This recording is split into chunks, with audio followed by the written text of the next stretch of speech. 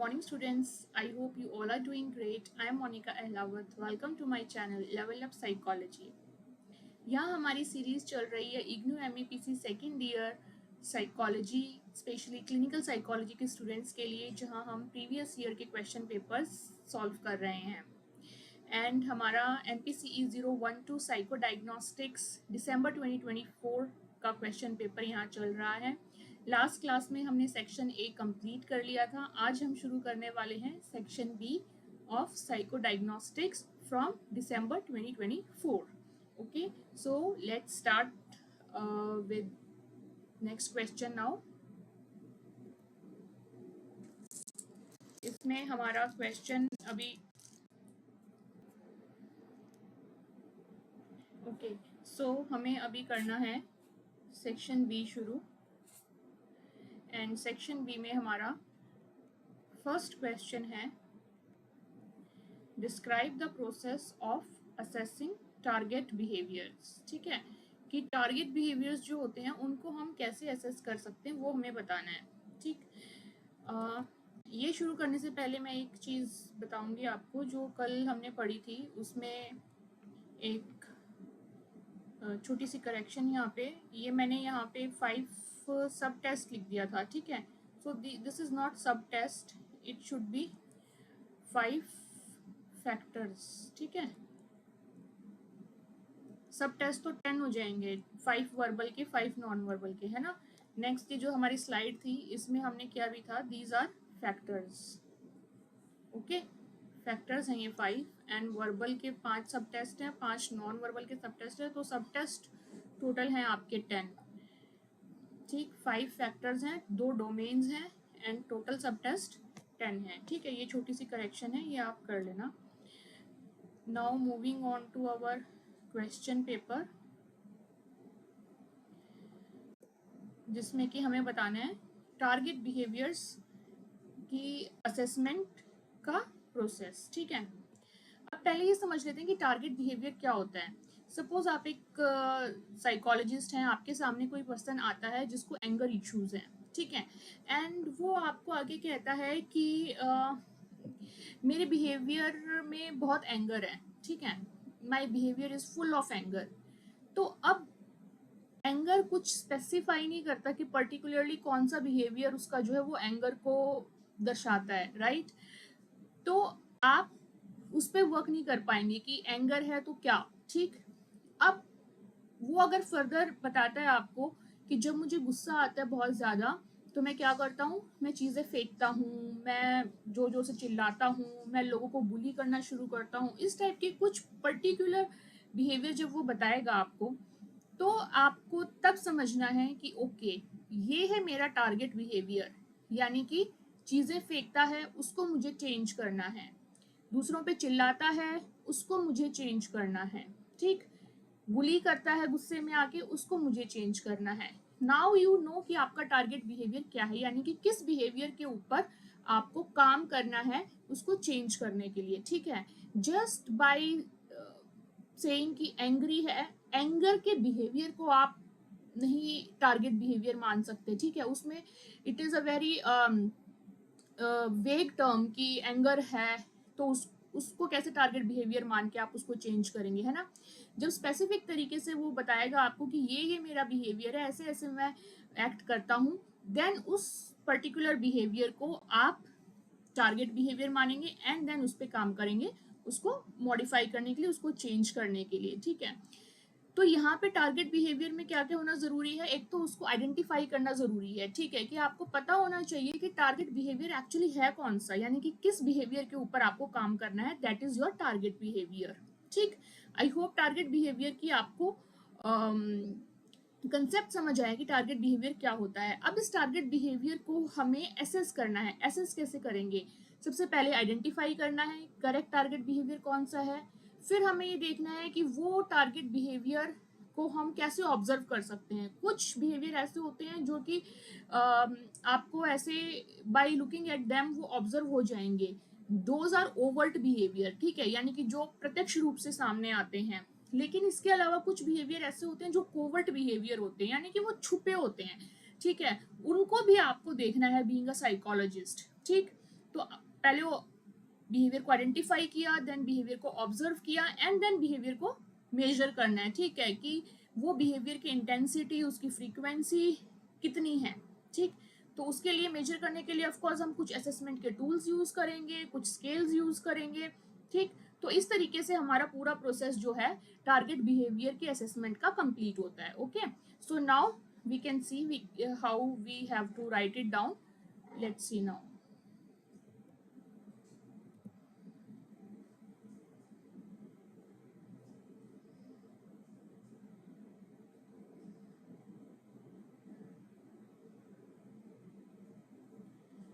तो यहाँ पे है हमारा सेक्शन बी, क्वेश्चन नंबर 5, ठीक है, टारगेट बिहेवियर से रिलेटेड है, असेसमेंट ऑफ टारगेट बिहेवियर, ठीक है। टारगेट बिहेवियर की असेसमेंट हमें बतानी है, असेसमेंट प्रोसेस। तो असेसमेंट प्रोसेस में सबसे पहले तो क्या आएगा, फर्स्ट स्टेप,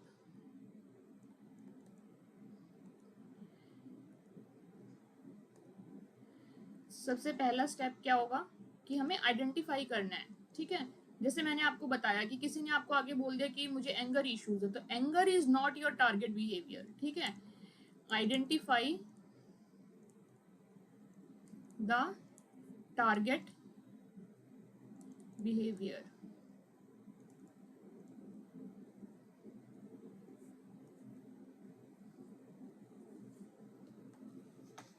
ठीक है। टारगेट बिहेवियर को आइडेंटिफाई करने के लिए क्या है, हमें बिहेव उसको डिफाइन करना पड़ेगा अच्छे से, ठीक। जैसे मैंने आपको जो एग्जांपल दिया था एंगर का, वो आप इसमें लिख सकते हैं। एंड देन आइडेंटिफाई करने के बाद हमें उस बिहेवियर को स्पेसिफिक तरीके से चेंज करना है ताकि उसकी ट्रीटमेंट जो है वो इफेक्टिव हो सके। तो इसलिए आइडेंटिफिकेशन इज वेरी इंपॉर्टेंट, ठीक है। इसमें एग्जांपल आप एंगर इश्यूज वाला दे सकते हैं, लेकिन वो देना वैसे ही प्रॉपर जैसे मैंने आपको समझाया है, ठीक है, कि anger as such is not a target behaviour. जब वो एंगर में कुछ अपनी चीज़ें बताते हैं, जैसे वो गुस्से में कुछ एक्ट करते हैं, those are your specific behaviours which you need to change, ठीक है, and those are called as target behaviours. अब टारगेट बिहेवियर्स जो है वो हमें बाद में फिर ऑब्जर्व करने हैं, ठीक है। दो should be observable. Observe next process में क्या, यहाँ पे असेसमेंट प्रोसेस में नेक्स्ट क्या आएगा, ऑब्जर्व द टारगेट बिहेवियर्स, ठीक है। अब टारगेट बिहेवियर्स को ऑब्जर्व करने के लिए क्या होता है कि कुछ बिहेवियर तो ऐसे होते हैं जो हमें दिख जाते हैं, ठीक है, प्रत्यक्ष रूप से हमें आंखों के सामने दिखते हैं, those are called overt behaviours, ठीक है। ओवर्ट बिहेवियर, जैसे कोई आपके आगे ही सामने कुछ कर रहा है, ठीक, जैसे पीछे दीवार पे कोई ऐसे कमर लगा के खड़ा है या चिल्ला रहा है, रो रहा है, ठीक है, ये है ओवर्ट बिहेवियर के examples. Example, crying,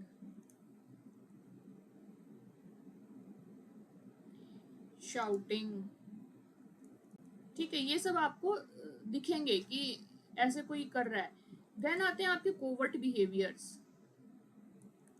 covert behaviours क्या होते हैं, छुपे हुए बिहेवियर, ठीक है, जो कि आपको ऐसे नजर नहीं आएंगे आंखों से देखने से, लेकिन आपको फिर भी उनका पता लगाना है by looking into their moods, their ideas, all those things, ठीक है। अब कुछ नेगेटिव बिहेवियर्स होते हैं जिनको कि अब जैसे किसी की लाइफ में अगर कुछ सैडनेस चल रही है, कुछ इंसान डिप्रेस्ड मूड में है, तो इट इज़ वेरी अनलाइकली कि वो आपको बताएं वो चीज़ प्रत्यक्ष रूप से, ठीक है, कि वो, लेकिन उनके आपको मूड से थोड़ा सा कहीं से किसी तरीके से उनके जेस्चर से आपको ये चीज़ देखनी है कि what are their intrusive thoughts, ठीक है। इंट्रूसिव मतलब इंटरनल थॉट्स कैसी हैं, उनका जो नेगेटिव मूड है वो किस लिए है, क्यों है, ठीक है। उनकी जो प्राइवेट नेचर है उसको आपको देखना है और पता लगाना है, ठीक है। अब ये थोड़ा ट्रिकी हो जाता है, लेकिन जब आपको ये ठीक से पता होगा देन ओनली आप बिहेवियर को अच्छे से ऑब्जर्व कर पाएंगे, ओके। तो कोवर्ट बिहेवियर में आपके क्या आ जाएंगे, जो इंट्रूसिव थॉट्स है यानी कि इंटरनल थॉट्स है कि इंसान के अंदर क्या चल रहा है, उस चीज का पता होना जरूरी है, उन चीजों को ऑब्जर्व करना जरूरी है।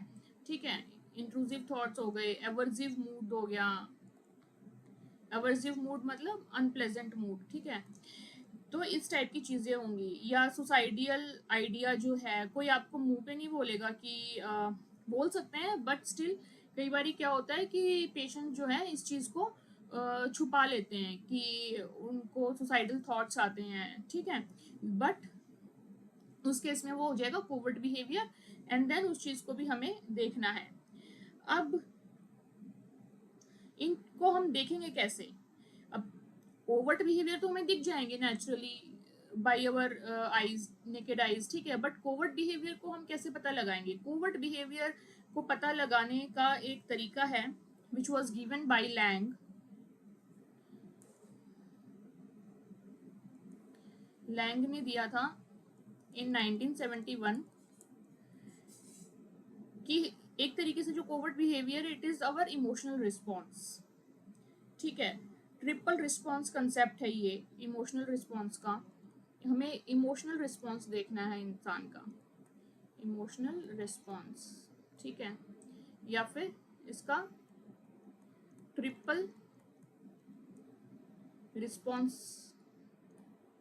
कंसेप्ट। ठीक है, यानी कि आपको 3 टाइप का रिस्पॉन्स दिखेगा उसके इमोशंस में।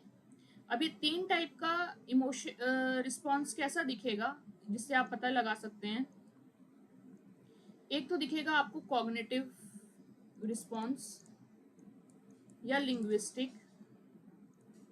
ठीक है, एक आपको पता लगाना है उसके ओवर्ट बिहेवियर से ही। ओवर्ट बिहेवियर भी आपको कहीं ना कहीं कोवर्ट बिहेवियर से रिलेटेड कुछ चीजें शो कर देगा। ठीक है, ओवर्ट बिहेवियर को देखना है ढंग से, एंड साइको फिजियोलॉजिकल सिस्टम देखना है, साइको फिजियोलॉजिकल सिस्टम।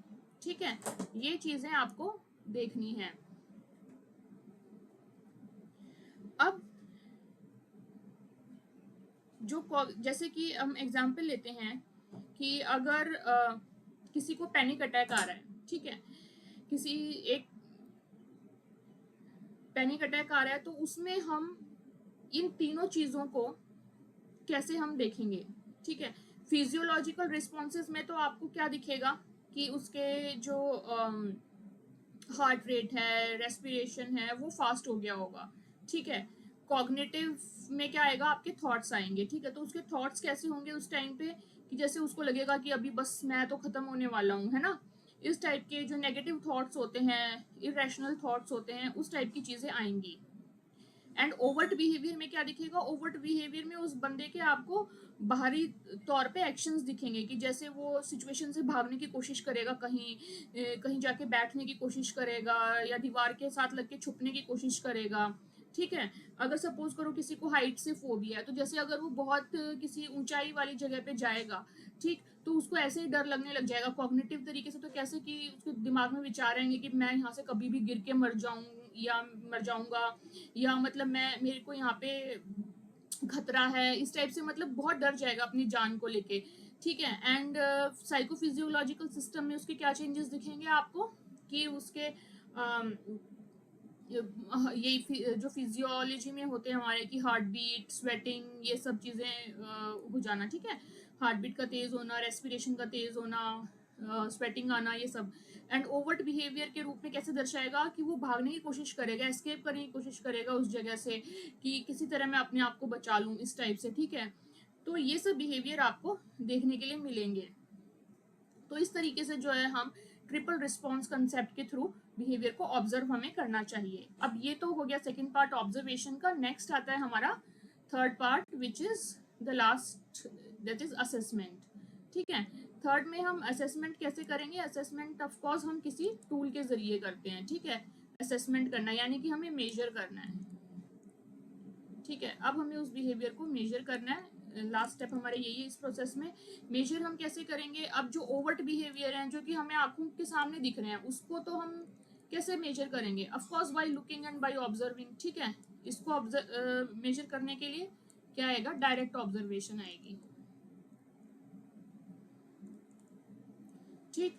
एंड जो साइकोफिजियोलॉजिकल असेसमेंट है, जो बॉडी के रिस्पॉन्सेज हैं, उसको भी हम डायरेक्टली भी ऑब्जर्व कर सकते हैं, या फिर कुछ और जो तरीके हैं जैसे कि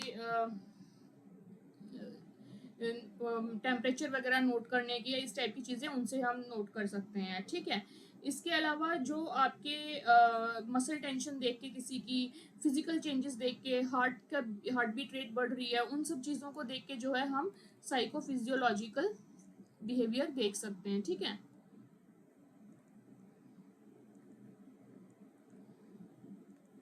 इसमें हम क्या क्या चीज़ें मेजर कर सकते हैं, आपकी हार्ट बीट मेजर कर सकते हैं। ठीक है। एग्जाम्पल्स दे रही हूँ मैं यहाँ पे, सिर्फ मसल टेंशन में मेजर कर सकते हैं, इस तरीके की चीज़ें।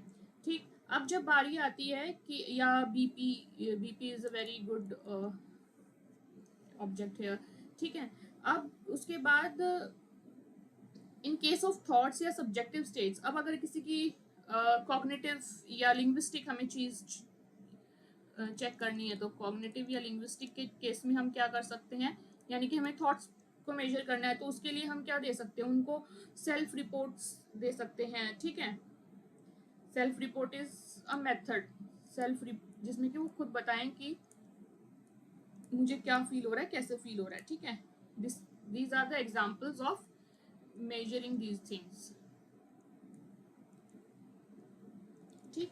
सो दिस इज इट। अब ये जो बिहेवियर है, ये जैसे सबसे मेन बात यही है कि आइडेंटिफाई जो है, ये आइडेंटिफाई अच्छे से होना चाहिए। ठीक है। ऑब्जेक्टिव तरीके से। आइडेंटिफाई में सब्जेक्टिव तरीके की बात नहीं होगी, उसमें ऑब्जेक्टिवली हमें बताना होगा कि कौन सा पर्टिकुलर बिहेवियर है जो कि क्लाइंट परफॉर्म कर रहा है, जिसकी वजह से उसको दिक्कत आ रही है। ठीक है। तो ये क्वेश्चन आपका यहाँ पे होता है complete. Okay.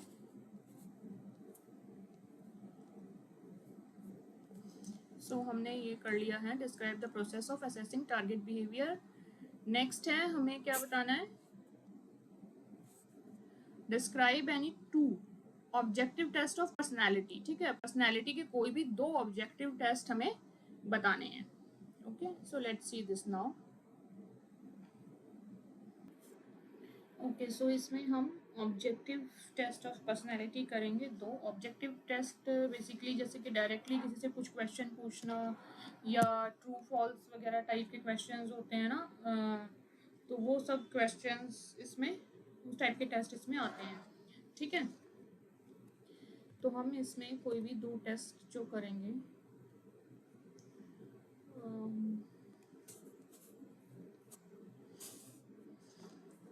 This is question number 6,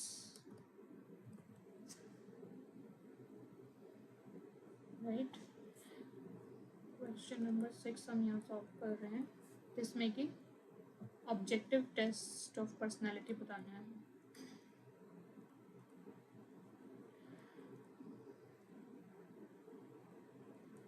of assessing personality, right.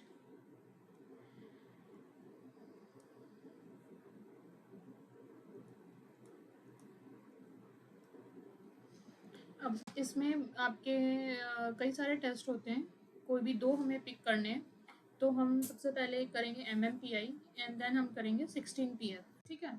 ये वैसे भी दोनों ही बहुत इंपॉर्टेंट टेस्ट हैं, अगर ऐसे नहीं तो आपको वैसे भी लिखने आ सकते हैं कि इनके बारे में बताओ, स्पेसिफिक नाम लेके भी ये पूछ सकते हैं। So MMPI is first we are picking here. MMPI is the Minnesota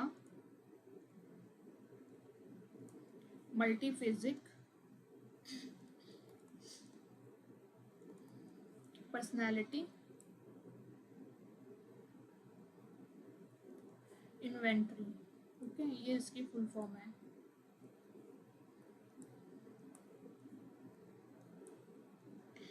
MMPI जो है, ये सबसे पहले डेवलप किया था इन 1930s एंड पब्लिश हुआ था ये इन 1943 में। ठीक है। पब्लिश्ड बाय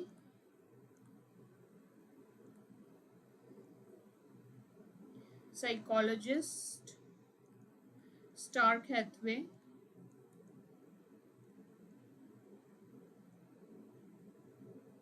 एंड साइकेट्रिस्ट थे जेसी मैकिनले।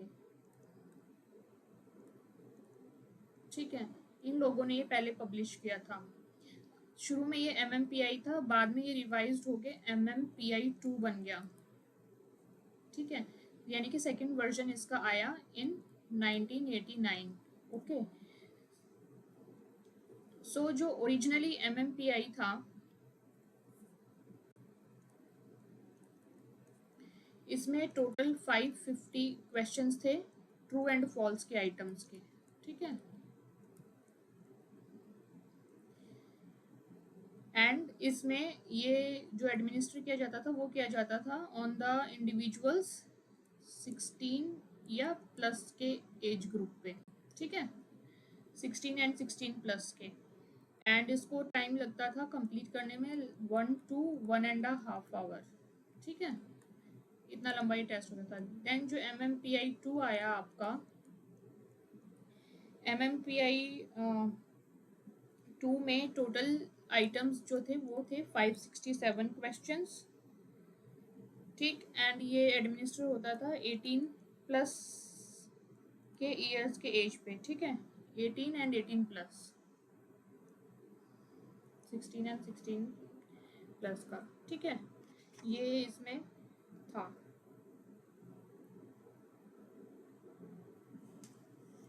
अब इसमें और क्या था कि इसमें जो स्केल्स हैं वो उनकी बात कर लेते हैं। इसमें 2 टाइप के स्केल यूज हुए थे, मतलब बनाए गए हैं। 4 तो थे फॉर वैलिडिटी मेजरमेंट के लिए, एंड आपके 10 थे क्लिनिकल मेजर के लिए। वैलिडिटी मेजर का मतलब क्या हो गया कि कितने जो हमारा रिजल्ट आया वो कितना ज़्यादा सही एक्यूरेट जो आता है उसको इंश्योर करने के लिए 4 वैलिडिटी मेजर रखे गए थे, एंड क्लिनिकल इश्यूज को मेजर करने के लिए 10 क्लिनिकल मेजर रखे गए थे। ठीक है, 4 वैलिडिटी मेजर कौन कौन से थे?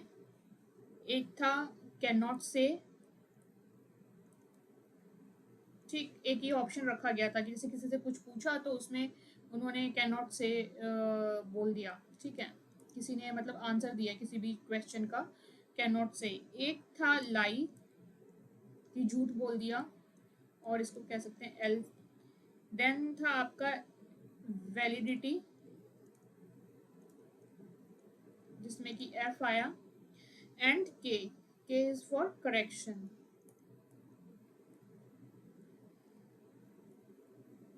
ठीक है, तो ये थे कुछ 4 वैलिडिटी मेजर करने के स्केल, कैन नॉट से, लाई, वैलिडिटी एंड करेक्शन। इसमें क्या है कि वैलिडिटी को 2 तरीके से इसमें चेक किया जाता था, faking good and faking bad. ठीक है, कोई इंसान हो सकता है कि उसको टेस्ट दिया करने के लिए, एंड वो उसमें या फेक तरीके से रिस्पॉन्ड कर रहा है, या तो फेक गुड कर सकता है या फेक बैड कर सकता है। ठीक है, fake good, that person can do faking good या फेकिंग बैड। ठीक है, फेकिंग गुड का मतलब क्या कि जो अपनी कंडीशन है उसको बहुत ज़्यादा अच्छा शो ऑफ करके दिखा रहा है टेस्ट में, इस तरीके से रिस्पॉन्ड कर रहा है। फेकिंग बैड का मतलब कि जैसी कंडीशन है उससे कहीं ज़्यादा डिटेरियोरेटिंग कंडीशन वो अपनी शो कर रहे हैं टेस्ट में। ठीक है, तो दोनों ही केस में है तो फेक। ठीक है, जो ओरिजिनल है वो अच्छे से नहीं बता रहे हैं। कैन नॉट से में ऑफकोर्स कि मतलब कि वो बता नहीं सकते कि क्या है। सो इसमें कुछ पर्टिकुलर अमाउंट होता है कि अगर आपने 30 या उससे ज़्यादा क्वेश्चंस अगर इस टाइप से कर दिए कि कैन नॉट से, तो फिर मतलब कि जो टेस्ट है वो आपका इनवैलिड हो जाएगा इस तरीके से। ठीक है, लाई में क्या होता है कि अगर आप झूठ बोल रहे हो कि अपने आप को या तो बहुत ज़्यादा पॉजिटिव दिखा रहे हो या बहुत ज़्यादा नेगेटिव दिखा रहे हो, तो वो आपका लाई बन गया। ठीक, वैलिडिटी में वैसे मैंने बता दिया कि जो कॉन्ट्राडिक्ट करते हैं अपने आप को, फेकिंग गुड या फेकिंग बैड करके वैसे आ जाएगा। करेक्शन में क्या होता है कि अपने आप को ज़्यादा से ज़्यादा ठीक तरीके से प्रस्तुत करने की कोशिश करते हैं, ठीक है, बेस्ट पॉसिबल तरीके से। ओके, तो अब इसमें अगर तो कोई इंसान है जिसका एल एंड के स्केल्स पे, फेकिंग बैड में क्या आएगा, अगर उसका एल एंड के जो है वो बहुत ही लो है एंड उसका जो एफ स्केल है वो बहुत हाई हो जाएगा, ठीक है। फेकिंग यानी कि दिस वन, ठीक है। फेकिंग गुड जो आएगा उसमें क्या करेगा वो, फेकिंग गुड में उसका हाई स्कोर आएगा एल एंड के पे एंड एफ स्केल पे आएगा उसका लो, ठीक। तो इस तरीके से ये जो स्केल में असेसमेंट होता है, जो वैलिडिटी होती है वो इंश्योर की जाती है, ठीक। देन आपके क्लिनिकल मेजर्स कितने दिए इन्होंने, 10।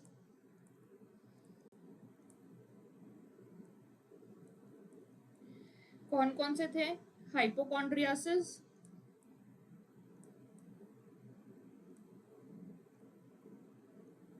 इसको डिनोट किया HS से, देन डिप्रेशन,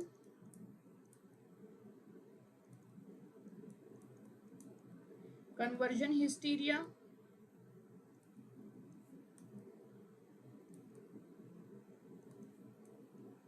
इसको HY से, साइकोपैथिक डेविएट,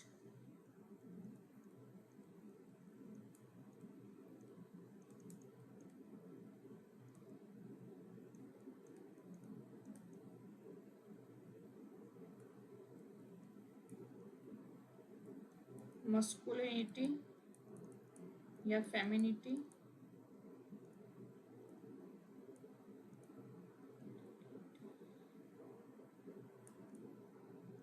MF,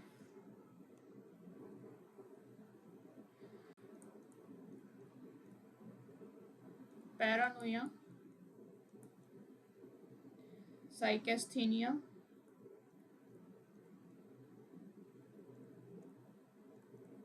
अब ये क्या होते हैं इनकी डिटेल में नहीं जाएंगे क्योंकि ये आपका साइको डायग्नोस्टिक का पेपर है, साइकोपैथोलॉजी का नहीं है। एंड आई होप ये आपने सारा पढ़ भी लिया होगा पहले। स्किज़ोफ्रेनिया,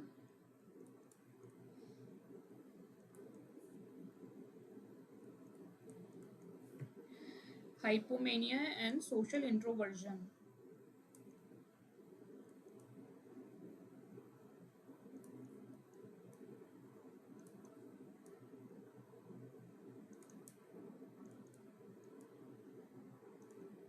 ठीक है।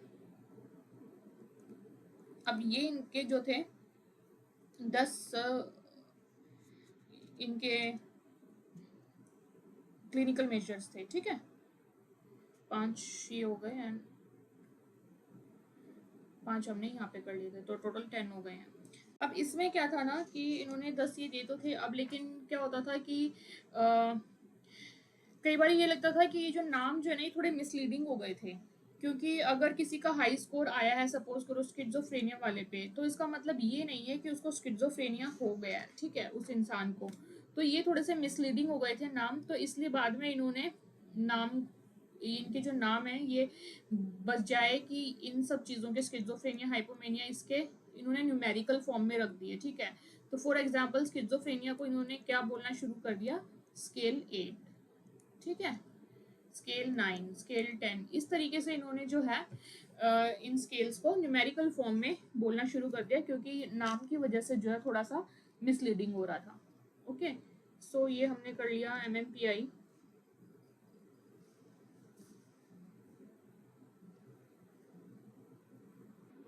ओके, इसमें एक चीज़ रह गई, स्कोरिंग का बताना रह गया। तो इसमें ये तो आपका स्केल्स के बारे में हो गया। स्कोरिंग इसकी की जाती है T score, standardised T scores के यूज़ करके, ठीक है। स्टैंडर्डाइज टी स्कोर्स यूज़ किए जाते हैं आपके, एंड इसमें आपका जो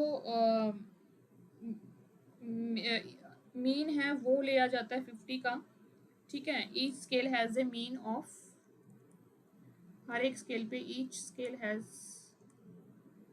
अ mean of 50 and standard deviation consider की जाती है 10 की, ठीक है। And SD of 10, SD is standard deviation, ठीक है। सो ये इसका स्कोरिंग का पार्ट हो गया। नेक्स्ट हम करेंगे 16 PF के बारे में, ठीक है। सो हमारा अगला स्केल है, अगला ऑब्जेक्टिव टेस्ट इज, फर्स्ट हमने MMPI किया था, अब हम करेंगे 16 PF। Second one 16 PF। PF is your personality factor, ठीक है। So this is 16 personality factor.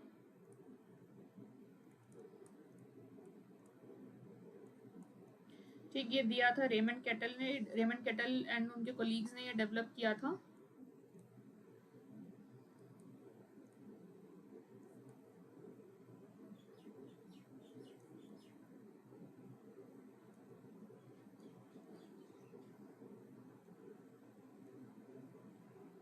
ठीक, इन 1993।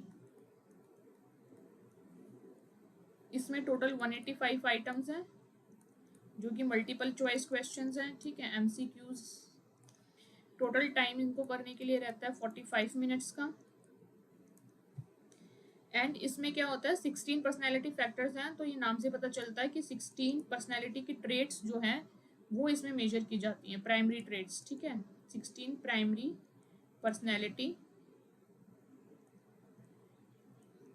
ट्रेट्स। एंड इसमें 5 ग्लोबल फैक्टर्स होते हैं and 5 global factors that assess second order personality characteristics, ठीक है। 16 तो हो गई प्राइमरी पर्सनैलिटी ट्रेट्स को मेजर करने के लिए। इसमें एग्जाम्पल आएगा जैसे एप्रीहेंशन वगैरह, जो किसी चीज़ के बारे में एप्रीहेंसिव होना, वो सब चीज़ें देखी जाती हैं। एंड 5 इसमें आती हैं ग्लोबल फैक्टर्स जो कि सेकंड ऑर्डर के पर्सनैलिटी कैरेक्टरिस्टिक्स को मेजर करती हैं, ठीक है।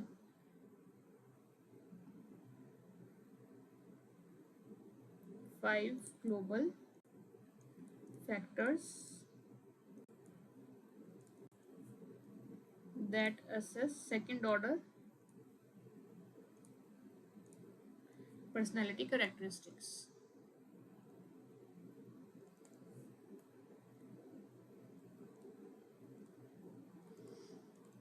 ठीक, अब इसकी जो स्कोरिंग है वो कैसे की जाती है, इसमें स्टैंडर्डाइज स्कोर्स मेजर किए जाते हैं फ्रॉम 1 to 10 और स्टैंड स्कोर्स यूज होते हैं। मीन लिया जाता है इसमें 5 एंड स्टैंडर्ड डेविएशन होती है 2 की।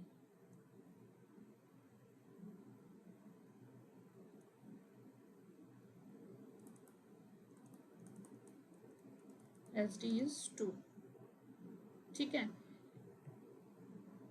एंड ये स्केल जो है ये काफ़ी रिलायबल, स्टेबल, वैलिड जो है माना गया है, ठीक है। इसकी रिलायबिलिटी, स्टेबिलिटी, वैलिडिटी ये इंश्योर की गई थी बाय एनास्टेसी उर्बिना एंड कैटलॉल के द्वारा, ठीक है। ये this much is fine, 6 marks का क्वेश्चन है,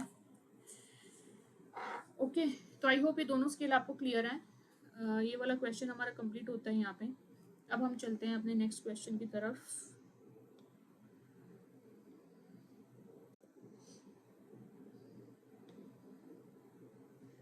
सो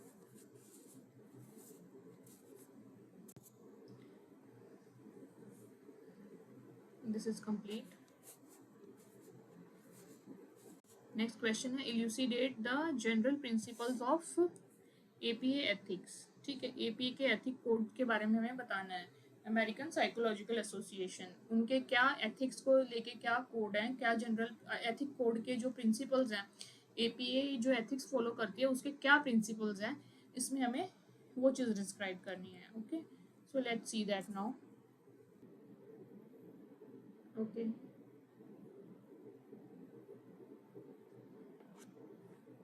So this is question number 7।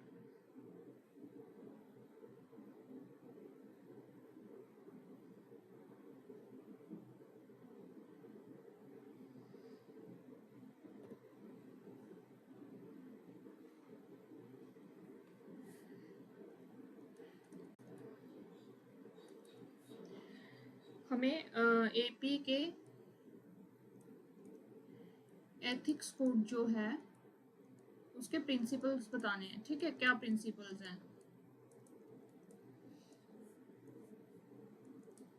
तो एपीए ने 2002 में, एपीए है अमेरिकन साइकोलॉजिकल एसोसिएशन, ठीक है।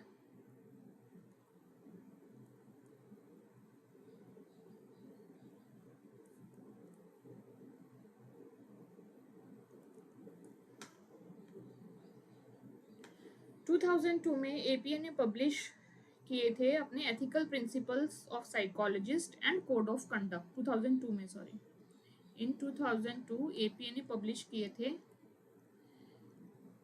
Ethical principles. ये स्टैंडर्ड्स होते हैं जो फॉलो करने होते हैं हर साइकोलॉजिस्ट को, of psychologists and code of conduct, ठीक है। अब एथिकल प्रिंसिपल्स इन्होंने पूछे हैं, तो एथिकल प्रिंसिपल्स टोटल 6 दिए थे एपीए ने, okay. And general principles, basically 6 are general principles, और हमें ये एज इट इज ही लिखने हैं, ठीक है। इसमें चेंजेस नहीं करने होते हैं क्योंकि ये उनके स्टैंडर्ड प्रिंसिपल्स हैं, ठीक। सो पहला प्रिंसिपल क्या था? कॉम्पिटेंस का, ठीक है, कि एक साइकोलॉजिस्ट को इनफ कॉम्पिटेंट होना चाहिए, उसमें उसकी एक्सपर्टीज, उसका एक्सपीरियंस, ये सब चीज़ें काम आती हैं, ठीक है। कि अगर उसको पता है कि ये टेस्ट से क्या होना है, कैसे मेजर करना है, देन इज यूजफुल, ठीक है। लेकिन अगर उसको सपोज चीज़ टेस्ट के बारे में नॉलेज नहीं है, तो उसे कोई अनएथिकल प्रिंसिपल फॉलो करके उस टेस्ट को यूज नहीं करना चाहिए, ठीक है। यानी कि जो भी वो टेस्ट यूज कर रहा है उसकी नॉलेज प्रॉपर होनी चाहिए। Should not use any test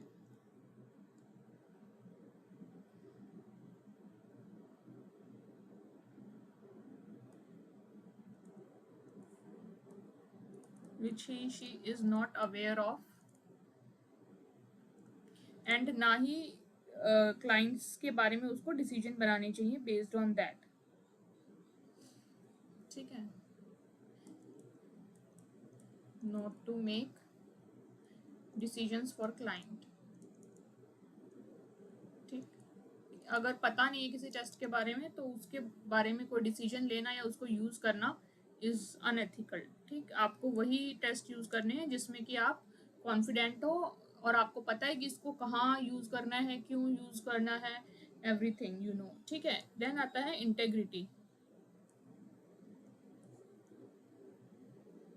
integrity में क्या है कि हर तरीके से जो है उसको एक प्रोफेशनल का रोल प्ले करना है, ठीक है।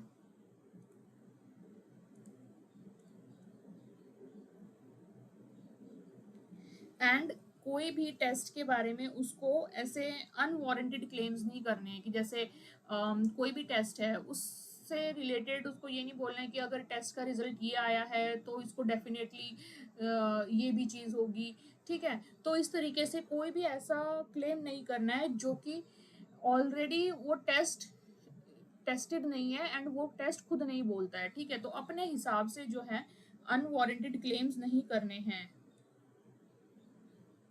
should not make unwarranted claims about any test, ठीक है। थर्ड क्या है? Professional and scientific responsibility.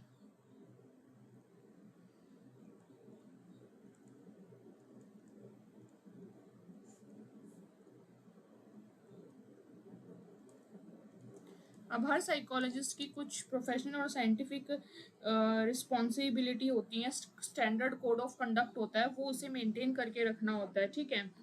अब उसको ये पता होना चाहिए कि कोई भी जो टेस्ट का डेटा है उसको मुझे कब यूज़ करना है और कब यूज़ नहीं करना है, ठीक है।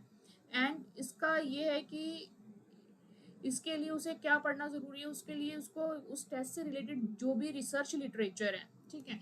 कोई भी टेस्ट आप लेते हैं तो उसके ऊपर जो रिसर्च हुई होती है तो उसके रिसर्च लिटरेचर पूरे पब्लिश हुए होते हैं, ठीक है। तो हमें उस टेस्ट के बारे में पूरी नॉलेज होनी चाहिए, उसका रिसर्च लिटरेचर हमें पढ़ा होना चाहिए, तभी हम पता कर पाएंगे कि उस टेस्ट से रिलेटेड जो भी डेटा है वो कितना यूज़फुल है और कहाँ कहाँ उसका यूज़ हो सकता है एंड कहाँ कहाँ उसका यूज़ नहीं करना है, ठीक है। तो यहाँ पे इस code of conduct, standard code of conduct आपका मैटर करता है, प्रोफेशनल स्टैंडर्ड्स ऑफ कंडक्ट होने चाहिए, standards of conduct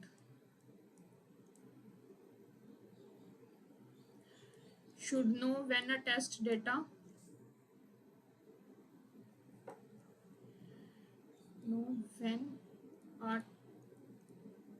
test data can be used and when cannot, ठीक है। कब तो यूज़ किया जा सकता है एंड कब यूज़ नहीं किया जा सकता, एंड इसके लिए क्या है, उनको फैमिलियर होना चाहिए with the research literature on that test, should be familiar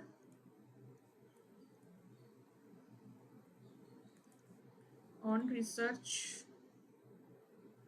literature. अगर आपने अपने करिकुलम में, अपने एमएपीसी के कोर्स में अगर आपने रिसर्च प्रोजेक्ट किया होगा तो आपको पता होगा कि रिसर्च लिटरेचर क्या होता है, आपने पढ़ा भी होगा अपने पर्टिकुलर प्रोजेक्ट से रिलेटेड, जो भी स्केल यूज़ किए होंगे उनके बारे में, ठीक है। तो कोई भी टेस्ट जो होता है should be familiar on research literature of that particular test, ठीक है। जो भी टेस्ट वो यूज़ करने वाले हैं उसके रिसर्च लिटरेचर से उनको फैमिलियर होना बहुत ज़रूरी है, okay. So next principle, just a second, okay, ये 3 हमारे प्रिंसिपल्स हो चुके हैं। Your next principle, fourth, is respect for people's right and dignity. Respect for people's rights and dignity, ठीक है। लोगों के क्या क्या राइट हैं और क्या और उनकी डिग्निटी की रिस्पेक्ट करनी चाहिए, ठीक है। अब बहुत क्लाइंट्स जो होते हैं वो आपके पास डिफरेंट कल्चर, डिफरेंट रिलीजन्स के आ सकते हैं, ठीक है। तो उन कुछ उनकी जो प्राइवेसी होती है, उनकी जो कॉन्फिडेंशियलिटी होती है डेटा से related, everything we need to respect and keep these things private and confidential, and कोई भी हमें बायस नहीं करना है, कुछ कल्चरल रिलीजियस बेसिस पे कोई डिफरेंस नहीं हमें शो करना है। So these type of things come under respect for people's right and dignity, ठीक है। एंड जो भी हम टेस्ट यूज़ कर रहे हैं, ठीक है, तो उस टेस्ट में अगेन जो भी रिसर्च लिटरेचर होता है, टेस्ट की डिस्क्रिप्शन होती है, उसमें मेंशन होता है कि ये किस टाइप के पर्टिकुलर इंडिविजुअल्स के लिए बना है। कई बार क्या होता है, कल्चरल स्पेसिफिक टेस्ट होते हैं, तो हमें ऐसा भी नहीं करना है कि हम किसी और कल्चर का, किसी और लैंग्वेज का टेस्ट उठा के किसी और कल्चर के लोगों पे उसको जो है एडमिनिस्टर कर रहे हैं। सो हमें ये टेस्ट की अप्रोप्रिएटनेस का भी इसमें ध्यान रखना होता है, ठीक। तो इसमें क्या है, respect the privacy and confidentiality, respect the privacy and confidentiality of the client,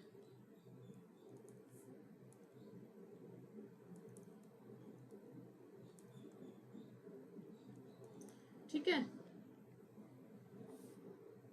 और जो भी क्लाइंट के कल्चर हैं, रिलीजियस फेथ है, उन सब की जो है अवेयरनेस होनी ज़रूरी है। एंड हमें ये भी अवेयरनेस होनी ज़रूरी है कि कब एक टेस्ट को किस इंडिविजुअल के ऊपर इस्तेमाल किया जाए अकॉर्डिंग टू देयर कल्चर, ठीक है।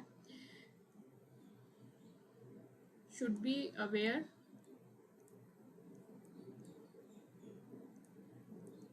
ऑफ द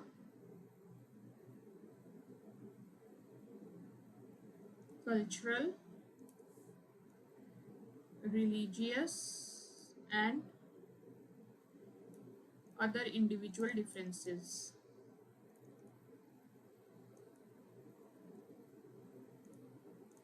ठीक।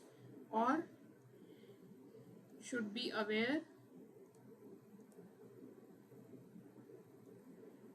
of when a test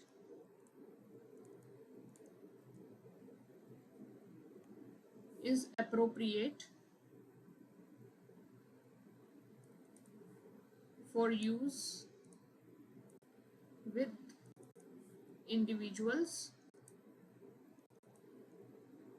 who are from different cultures, ठीक है। ये पता होना चाहिए कि हम उसे कौन से कल्चर में जो है यूज कर सकते हैं।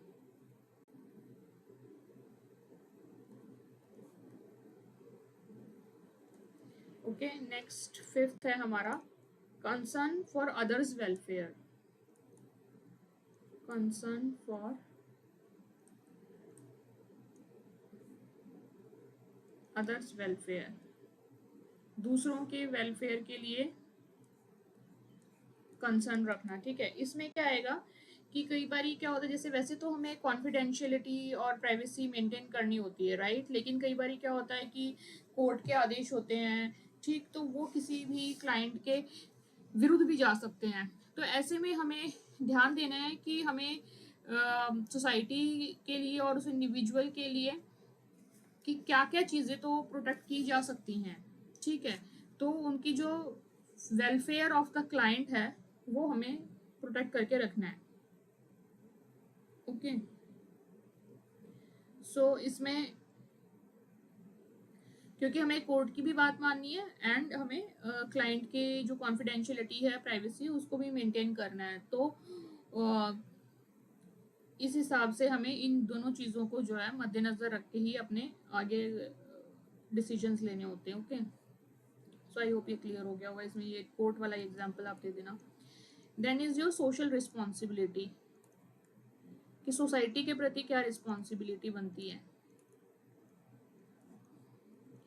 अब सोसाइटी के प्रति ये रिस्पॉन्सिबिलिटी बनती है कि हम हमारी कुछ कम्युनिटी या सोसाइटी के प्रति रिस्पॉन्सिबिलिटी बनती है एज अ साइकोलॉजिस्ट, ठीक। हमें एक तो ये है कि हमें अवेयरनेस फैलानी चाहिए about the things that we are using, and also हमें गाइड करना चाहिए कि टेस्ट स्कूल, लोकल स्कूल जो होते हैं उनको हमें गाइड करना चाहिए कि आप किसी भी टेस्ट का मिसयूज नहीं करना, ठीक है। उनको टेस्ट से अवगत कराना चाहिए, ठीक है। Make local schools aware of misuse, use and misuse of test, ठीक है, and guide them, ठीक। उनको गाइड करना है कि भाई अच्छे से क्या ये रिस्पॉन्सिबिलिटी बनती है, ओके। सो ये 6 आपको प्रिंसिपल्स याद रखने हैं इसमें, okay. Competence, integrity, professional and scientific responsibility, then respect for people's right and dignity, concern for others welfare, and social responsibility, okay। So this question is over. Now let's see what is next. हमने ये कर लिया है AP ethics का। अब हम करेंगे explain the test of explicit memory. Explicit memory को टेस्ट करने के लिए कौन कौन से टेस्ट यूज किए जाते हैं वो हमें देखना है, ठीक है। Let's start that.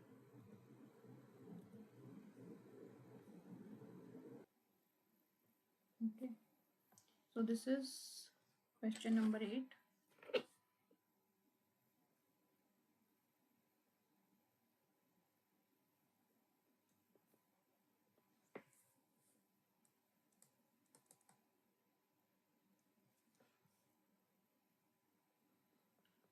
इसमें हमें क्या बताना है, tests of explicit memory, explicit memory को कैसे टेस्ट किया जाता है। एक्सप्लिसिट मेमोरी हमारी कौन सी होती है, एक्सप्लिसिट हमारी मेमोरी वो होती है जिसको रिट्रीव करने के लिए हम कॉन्शियस एफर्ट लगाते हैं ना, एंड जैसे रिकॉल करना किसी चीज़ को एज इट इज़, हमें उस चीज़ को बताना, तो ये जो चीज़ आती है ये आपकी एक्सप्लिसिट मेमोरी में होती है। अब ऐसी मेमोरी को हम टेस्ट कैसे करते हैं, ठीक, इस मेमोरी को टेस्ट करने के लिए बहुत सारे टेस्ट हैं, ठीक, एंड इसमें जो मेन जो टेस्ट आते हैं उसमें आता है आपका free recall, cued recall and recognition memory task, ठीक है। ये हम एक बार ही देख लेते हैं, देन फिर कुछ टेस्ट के नाम आप लिख लेना जिनको कि आप एज एन एग्जांपल आप लिख सकते हो, ठीक। इसमें जैसे कि मैंने बताया कि इसे रिकॉल कराना होता है, तो इसमें क्या होता है कि पर्सनल हिस्ट्री से रिलेटेड या कोई एक्सपीरियंस से रिलेटेड, किसी एपिसोड से रिलेटेड क्वेश्चनिंग की जा सकती है एंड उसको रिकॉल करने के लिए बोला जा सकता है। बाकी और जो टेस्ट होते हैं ये आपने शायद अपने प्रैक्टिकल एग्जाम्स में भी किए होंगे, तो इसमें एक्सप्लिसिट मेमोरी के टेस्ट में क्या क्या इंक्लूड है, फ्री रिकॉल है, ठीक है, एक है क्यूड रिकॉल, एंड थर्ड है आपका recognition task, recognition memory task, ठीक है। फ्री रिकॉल में क्या होता है, फ्री रिकॉल में किसी भी इंसान को कुछ लिस्ट दे दी जाती है, ठीक है, जिसमें बहुत सारे या तो वर्ड्स की लिस्ट हो गई या पिक्चर्स की लिस्ट हो गई या सेंटेंसेस की हो गई, ठीक है। एक बार ही लिस्ट दी, उसको कुछ टाइम दिया देखने का, उसको पढ़ने का, एंड देन बाद में वो लिस्ट उससे वापस ले ली जाती है, एंड देन उनको बोला जाता है कि आप रिकॉल करके याद करके बताओ कि उसमें आपने क्या क्या देखा था, ठीक है। तो अब फॉर एग्जाम्पल उस लिस्ट में कुछ वर्ड्स थे जैसे टेबल, एप्पल, जिंजर, बनाना, चेयर, ऑरेंज, ठीक है, ये लिस्ट थी सपोज, ठीक, लंबी होगी बहुत ऑफ कोर्स, लेकिन ये छोटी सी मैंने एग्जांपल के तौर पे ली है। ये लिस्ट आपने किसी को दे दी एंड इस टाइप की लिस्ट मतलब और बड़ी होगी, ज़्यादा वर्ड्स होते हैं, खैर ठीक है, लेकिन टू बी कंटिन्यूड, ठीक है।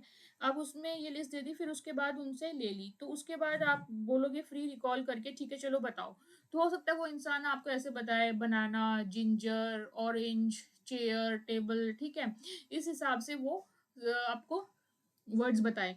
तो इसमें डिपेंड करता है कि आपने उसको सीरियल वाइज बताने को बोला है कि नहीं, ठीक है। अगर तो नॉर्मल फ्री रिकॉल है तो that person can choose any sequence, तो जरूरी नहीं है, जो भी उनको याद आएगा that person can tell that, and जितने भी वर्ड्स जो है वो करेक्ट बताएगा जो उस लिस्ट में थे, उस हिसाब से उसके स्कोरिंग हो जाएगी, ओके। क्यूड रिकॉल में क्या होता है, क्यूड रिकॉल में हम कुछ क्यू देते हैं, ठीक। अब जैसे कि प्रॉम्प्ट्स देते हैं उसको बोलने के लिए। अब जैसे हमने ये लिस्ट दे दी, उसने देखा पढ़ लिया सब कुछ के लिए, अब मैं इसमें से इनको कहूंगी कि फ्रूट्स बताओ, उस लिस्ट में से ये क्यों मैंने दिया कि आपको फ्रूट्स बताने हैं, तो वो कौन से बताएगा, एप्पल, बनाना, ऑरेंज, ठीक। तो इसी तरीके से जितने भी सही बताए उस लिस्ट में say that will be counted for him, ठीक। अब इसमें एक्सेप्शन क्या आ जाता है कि कई बार क्या होता है कि हम फ्री रिकॉल में इसमें हम एक एक्सेप्शन ले आते हैं कई बार सीरीज रिकॉल का, ठीक है, जिसमें कि हम क्लाइंट को ये बोलते हैं कि आपको उसी सीरीज में बोलने हैं जिसमें कि लिखे हुए थे, आपने देखे थे, ठीक है, या फिर आपने सुने थे। कई इसमें कई बार ये एक एग्जाम्पल आता है डिजिट स्पैन वाले टेस्ट का, ठीक है, सीरीज रिकॉल में। ये इंटेलिजेंस का टेस्ट होता है बच्चों के लिए, डिजिट स्पैन का, जिसमें कि एक series of different different digits उनको बोले जाते हैं। सपोज ये लिख दूँ मैं 16, 5, 4, ठीक है, 8, 9, 7, 10, सपोज मैंने ये बोला बच्चे को 16, 5, 4, 8, 9, 7, 10, तो बच्चे को मुझे यही एज इट इज रिपीट करके बताना है 16, 5, 4, 8, 9, 7, 10, ठीक है। अगर इसमें उन्होंने सीरीज रिकॉल में अगर उन्होंने गलती कर दी डिजिट स्पैन में, तो फिर वो उनका गलत काउंट हो जाएगा। ठीक है, अब रिकॉग्निशन मेमोरी टास्क में क्या होता है कि जैसे ये सपोज इसी का एग्जांपल लेते हैं। अब ये वर्ड्स भी हो सकते हैं, कोई टास्क भी, ऑब्जेक्ट्स भी हो सकते हैं, कुछ भी हो सकता है। ठीक है, हम एग्जांपल इसी का ले रहे हैं। अब सपोज ये उनको लिस्ट दे दी, ये उन देखने के लिए, पढ़ने के लिए। अब बाद में क्या किया हमने उनको, एक दूसरे ये फर्स्ट फेज था कि उनको दी, सेकंड फेज में हम क्या करेंगे, इस लिस्ट को मर्ज कर देंगे हम और किसी लिस्ट के साथ। ठीक है, जैसे इसमें ये सारे होंगे, सपोज मैं यहाँ लिख दूंगी shirt, apple, pen, ginger, chair, remote, car, orange, table, toy, banana. ठीक है, ब्रश। ओके, तो इस टाइप से, और फ्रिज, मैंने ये कुछ उसको दे दिया जिसमें कि हम क्या करेंगे, डिस्ट्रैक्टर ऐड कर देंगे। ठीक है, कि जिसको देख के इंसान सोचे कि यार और भी डिस्ट्रैक्शन, जैसे टॉय हो गया, ब्रश हो गया, फ्रिज हो गया, जो भी इसमें पहले नहीं थे उसको जो हम ऐड कर रहे हैं उनको हम कहेंगे डिस्ट्रैक्टर्स। ठीक है, ये यहाँ पे इसमें फेज 2 में डिस्ट्रैक्टर्स ऐड किए जाते हैं। तो अब उनको बताया, पूछा जाता है कि अब बताओ इसमें से कि जो लिस्ट थी उसमें कौन कौन से आपने देखे थे। Now they may get confuse और puzzle and then they will tell you the correct ones. ठीक है, तो ये इस तरीके से जो है एक्सप्लिसिट मेमोरी के टेस्ट किए जाते हैं, जिसमें आपकी free recall, cued recall, recognition memory task देके पता लगाया जाता है। ठीक है, अब इसमें कुछ आप एग्जाम्पल्स दे सकते हैं as per your book. Just 6 mark में आप इतना भी बता देंगे। ठीक है, एंड देन एग्जाम्पल्स आप एक्सप्लिसिट मेमोरी के एग्जाम्पल्स, टेस्ट के जो एग्जाम्पल्स हैं वो दे सकते हैं। ठीक है, जैसे RBMT टेस्ट है, the Rivermead behavioural memory test. ठीक है, एक्सप्लेन किसी को नहीं करना, जस्ट नाम आप बता सकते हैं। ठीक, मिसप्लेस्ड ऑब्जेक्ट टेस्ट,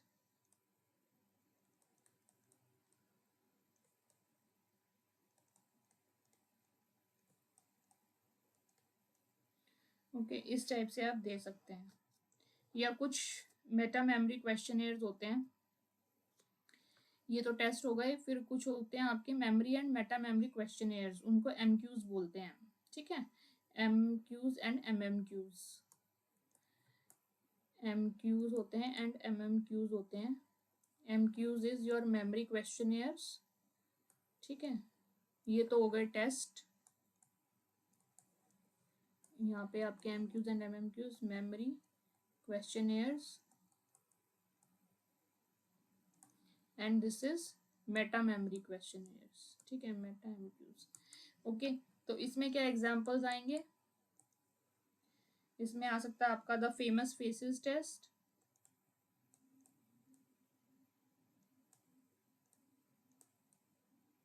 ठीक है, डेड और अलाइव टेस्ट,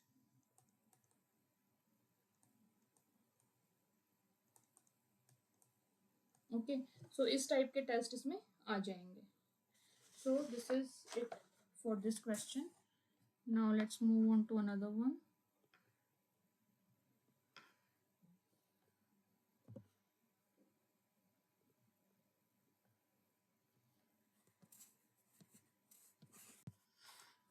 सो ये एक्सप्लिसिट मेमोरी के टेस्ट हमारे हो गए हैं। देन हम देखेंगे अभी ऑल्टरनेटिव apperception procedures। ठीक है, discuss the alternative apperception procedures। let's see that now।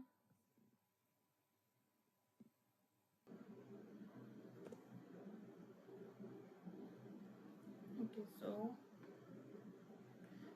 our ninth question, last question from this section, जिसमें हमें ऑल्टरनेटिव एपरसेप्शन प्रोसीजर्स बताने हैं, ठीक है।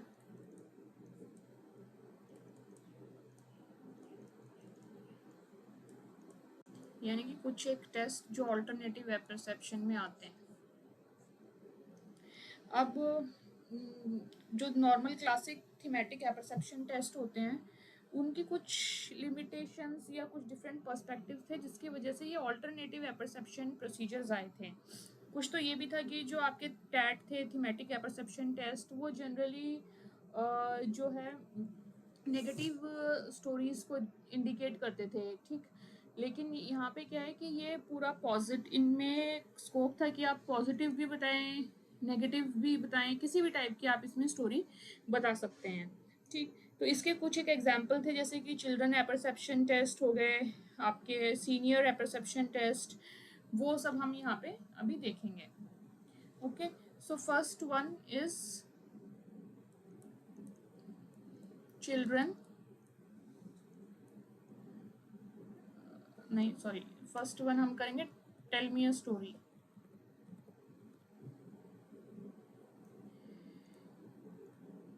Tell me a story test, ठीक है। इसमें क्या होता था कि इसमें टोटल 23 कार्ड्स दिए जाते हैं बच्चों को। अच्छा, बच्चे लिए जाते हैं from both minority groups and non minority group से, ठीक है।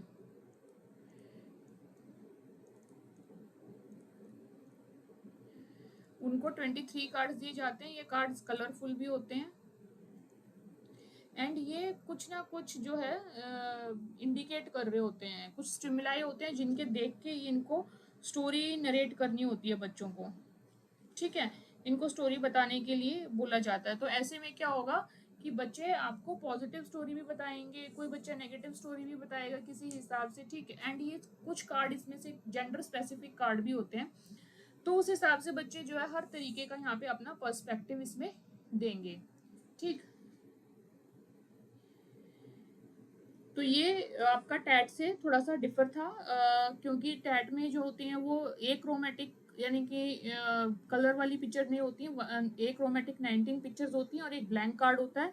इसमें 23 कार्ड हैं आपके जो कि क्रोमेटिक पिक्चर्स हैं, कलरफुल मतलब क्रोमेटिक पिक्चर्स होती हैं उस पर, ठीक है। And minority and non minority दोनों टाइप के ग्रुप के बच्चों के ऊपर ये या एडोलेसेंट्स के ऊपर ये यूज़ किया जाता है एंड इसमें हर प्रकार की स्टोरी की जो है बताने की संभावना होती है। जबकि जो टैट था उसमें सिर्फ नेगेटिव या लो एनर्जी वाली स्टोरीज बताते हैं लोग, ठीक है। नेक्स्ट है आपका सीनियर एपरसेप्शन टेस्ट।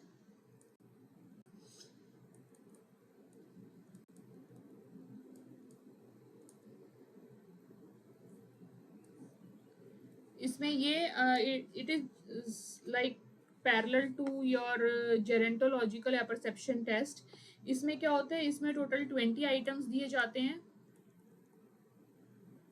ठीक है। और एंड इसमें ये चेक किया जाता है कि जैसे ओल्ड एज में इंसान जो कंसर्न्स फील करता है जैसे लोनलीनेस के, सेपरेटनेस के, स्टेटस क्या है उनका कम्युनिटी में, एंड हेट्रोसेक्सुअलिटी से रिलेटेड, कंपेनियनशिप से रिलेटेड, सोशल लाइफ से रिलेटेड जो भी इश्यूज वो फेस करते हैं वो चेक किया जाता है, उसका बेसिकली टॉलरेंस लेवल चेक किया जाता है। एंड इसमें भी अगेन वही स्टोरीज देखी जाती हैं एंड उन स्टोरीज को जो पिक्चर्स के बेसिस पे जो स्टोरीज बनाते हैं उन स्टोरीज को वर्बाटिम नोट डाउन किया जाता है, वर्बाटिम यानी एज इट इज, ठीक है। 20 आइटम्स उनको दिए जाते हैं। Stories are stories based on pictures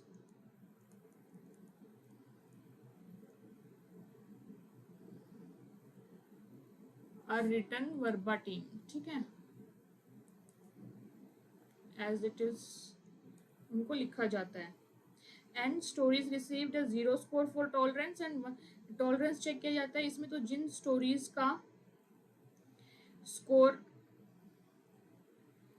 0 रहेगा इसका मतलब टॉलरेंस है उस चीज के प्रति, एंड जिन स्टोरीज का स्कोर रहेगा 1, तो यानी कि लैक ऑफ टॉलरेंस है। ठीक है। एंड सैम्पल आइटम जिसमें क्या क्या होते हैं, जैसे मैंने बताया एल्डरली लोगों के लिए है, तो इसमें जैसे लोनलीनेस वगैरह है, उन टेस्ट में जो कार्ड्स हैं उसमें सैम्पल आइटम्स कौन से रहते हैं, जो भी ओल्ड एज में जो भी दिक्कतें कंसर्न्स होते हैं उनसे रिलेटेड। ठीक है, लोनलीनेस हो गया, सोशल लाइफ या सोशल इंगेजमेंट सोशियबिलिटी से रिलेटेड हो गया, हेट्रोसेक्सुअलिटी हो गई,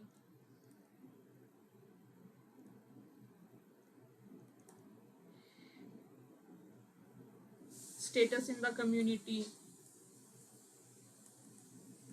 ठीक है, एटसेट्रा। इस टाइप के कुछ कंसर्न्स जो होते हैं वो यहाँ प्रेजेंट रहते हैं।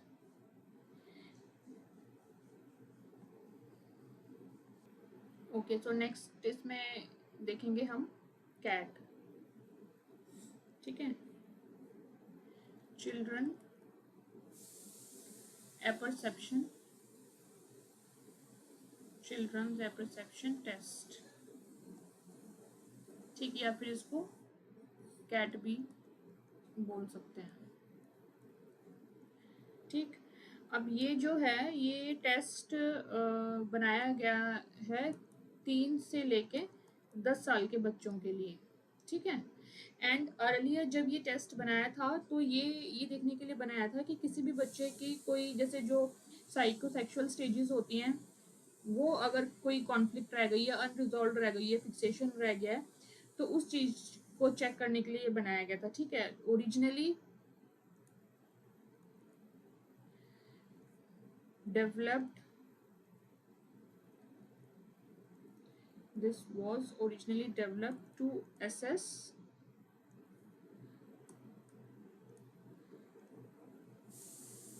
psychosexual conflicts, ठीक है, रिलेटेड टू सर्टेन एज। अब इसमें कॉन्फ्लिक्ट्स कैसे कैसे आ जाएंगे, किस टाइप के कॉन्फ्लिक्ट्स होंगे, इनके एग्जांपल जैसे कि सिबलिंग राइवलरी हो गई, ठीक है, ये बचपन से ही शुरू हो जाती है। ओके, या कोई एग्रेशन,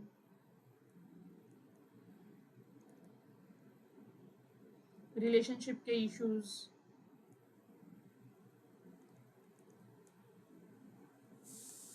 इस टाइप की चीजें, ये तो थे स्टार्टिंग में। अभी आजकल की डेट में क्या होता है, आजकल क्लिनिकल डायग्नोसिस में काम आते हैं कि किसी को कुछ अगर डिसऑर्डर है तो वहाँ पे क्लिनिकल इवेल्युएशन में इस टेस्ट का यूज होता है।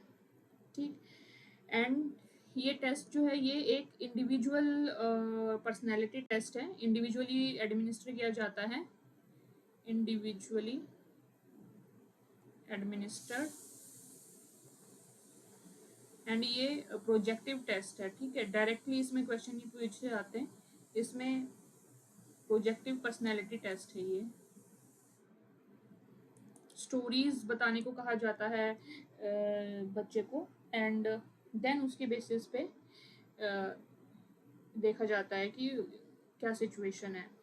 ओके, सो इसमें बेसिकली क्या पर्सनैलिटी, इस पर्सनैलिटी ट्रेट्स जो इसमें चेक किए जाते हैं, टेस्ट किए जाते हैं, वो हो गए आपके, जैसे कि पर्सनैलिटी ट्रेट्स को मेजर कर सकते हैं इसमें, या फिर एटीट्यूड्स को,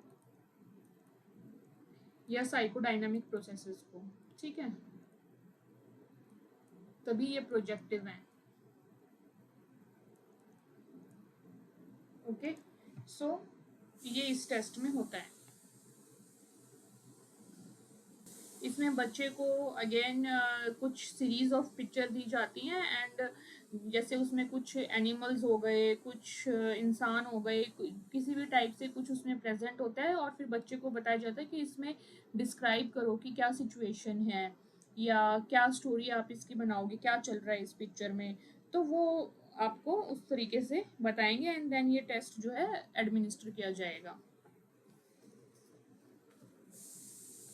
एंड इसकी स्कोरिंग कैसे होगी? अभी ऑब्जेक्टिव टेस्ट तो है नहीं कि यस नो के आधार पे जो है स्कोर कर दिया। यहाँ पे जो साइकोलॉजिस्ट हैं वो ये देखते हैं कि चाइल्ड ने जो स्टोरी बनाई है, जो सिचुएशन डिस्क्राइब की है, वो उसने किस आधार पे की है, उस सिचुएशन में उन्होंने किसको तो हीरो बनाया है ना, और क्या उसमें किसी की भी उन्होंने एंग्जाइटी या कुछ डिफेंस कुछ बताया है, ठीक है। तो स्टोरी किस हिसाब से बनाई है, किस काम को उन्होंने ज़्यादा मतलब बढ़ा चढ़ा के बताया है, या किस काम को बच्चे ने कम तवज्जो दी है, तो जिस हिसाब से बच्चे ने उसकी स्टोरी बताई है, जो एलिमेंट्स जिस हिसाब से उसने यूज़ किए हैं, प्राइमरी थीम क्या रखी है स्टोरी की, किसको उस स्टोरी का हीरो बनाया है ना, क्या उस स्टोरी में कोई डर दिखाया गया है, कुछ एग्रेशन कहीं उसने बताया है, तो किस हिसाब से उसने जो पिक्चर्स दी हैं, फिगर्स दी हुई हैं, उनको कैसे परसीव किया है, अगर कोई कॉन्फ्लिक्ट बता रहा है वो स्टोरी में किसी टाइप का, तो वो क्या कॉन्फ्लिक्ट बता रहा है।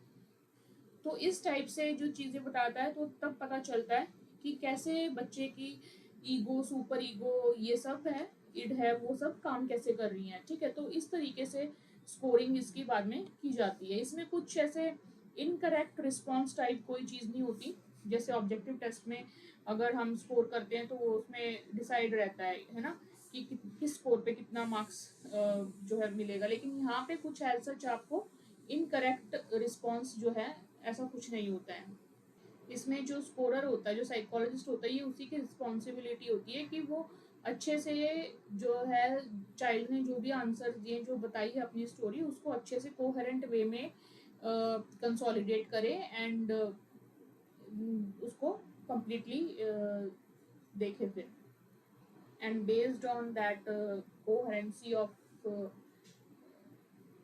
कोहेरेंट तरीके से उसकी स्टोरी को वो कंसोलिडेट करें एंड देन उसको इंटरप्रेट करें फिर कि अच्छा क्या इशू हो सकता है बच्चे को एट द मोमेंट। एंड इसके लिए ये भी ज़रूरी है कि उस साइकोलॉजिस्ट को पहले before giving the this CAT exam to the child उनको ये पता कर लेना चाहिए कि चाइल्ड की कोई पर्सनल या मेडिकल हिस्ट्री तो नहीं है, ठीक है। तो ये सब चीज़ें उनको ध्यान में रखनी चाहिए। एंड इसमें और क्या ध्यान रखने वाली बात है, सबसे बड़ी प्रिकॉशन तो यही हो गई कि ये ऑब्जेक्टिव टेस्ट तो है नहीं, तो ये पूरा डिपेंड करता है कि जो साइकोलॉजिस्ट एडमिनिस्टर कर रहा है इस टेस्ट को, उसको अपनी इंटरप्रिटेशन देनी है, ठीक है। तो वो इंटरप्रिटेशन एक तरीके से सब्जेक्टिव इंटरप्रिटेशन भी हो सकती है, मतलब सब्जेक्टिव इंटरप्रिटेशन तो होगी ही, लेकिन इसमें हो सकता है कि थोड़ा बहुत बायस भी आ जाए, ठीक है। तो सब्जेक्टिविटी की वजह से जो है इसकी वैलिडिटी एंड रिलायबिलिटी जो है वो थोड़ा सा लैक करती है। तो ये थोड़ी प्रिकॉशन देने वाली बात है कि हम जितना ज़्यादा से ज़्यादा उस टेस्ट से फेमिलियर हों, ठीक, एंड जो साइकोडायनेमिक की थ्योरीज़ हैं, जो हमारी साइकोलॉजिकल थ्योरीज़ हैं, उन सब की नॉलेज अच्छी होनी चाहिए, ताकि जितना ज़्यादा से ज़्यादा हो हम उसको ऑब्जेक्टिव तरीके से उस प्रोसेस को कैरी आउट कर पाएँ। Although it is not objective, it is completely subjective thing, but जितना हमें हो सके हम उतना मिनिमाइज करें इस इशू को, ठीक है। सो दिस इज़ इट, ये इसमें कुछ ध्यान देने वाली बातें थी, तो ये मैंने आपको समझा दिया है। एक प्रोजेक्टिव टेक्निक है, ये हमने लिख लिया है, ठीक है। So I think this is fine. अब नेक्स्ट देखते हैं क्या है।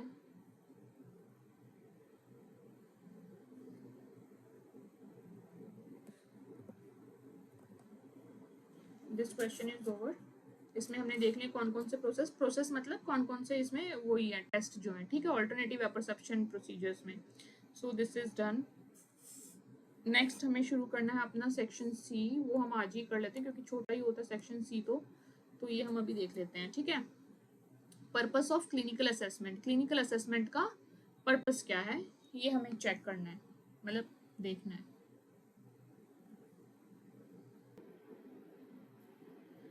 ओके, सो अब हम शुरू करेंगे सेक्शन सी।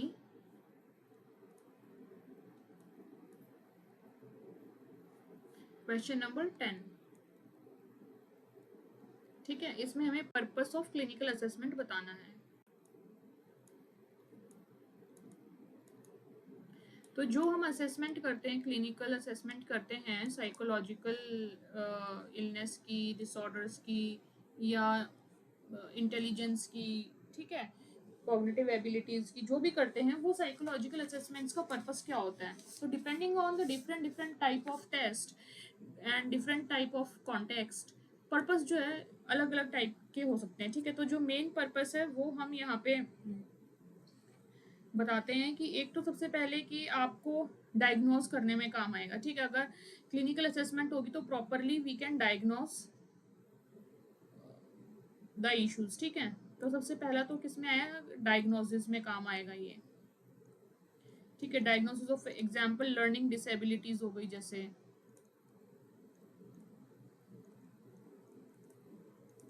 ठीक। और अगर डायग्नोस ढंग से हो गया साइकोलॉजिकल कंडीशंस का, तो फिर उसके बेसिस पे हमें जो थेराप्यूटिक ट्रीटमेंट प्लान्स होते हैं, इंटरवेंशंस होती हैं, वो करने में हेल्प मिलेगी, ठीक है। तो एक ये पर्पस हो गया इसका कि टू डेवलप थेराप्यूटिक इफेक्टिव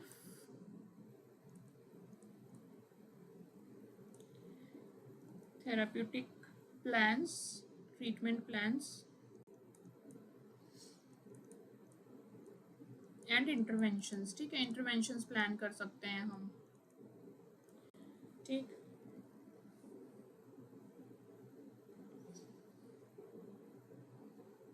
और क्या हो सकता है, ट्रीटमेंट डायग्नोसिस हो गया, ट्रीटमेंट प्लानिंग हो गया, फिर असेसमेंट अगर है तो हम ट्रैक भी कर सकते हैं, ठीक है, कि कैसा प्रोग्रेस चल रही है ट्रीटमेंट की, ठीक। सो ट्रैकिंग द प्रोग्रेस, जो हमने इंटरवेंशन दी है उसके हिसाब से जो प्रोग्रेस है वो ट्रीटमेंट की वो कैसी चल रही है, tracking the progress of treatment, ठीक है। एंड क्या हमें ऐसा तो नहीं कि ट्रीटमेंट को चेंज करने की ज़रूरत है या कुछ मॉडिफिकेशंस की ज़रूरत है, इस हिसाब से।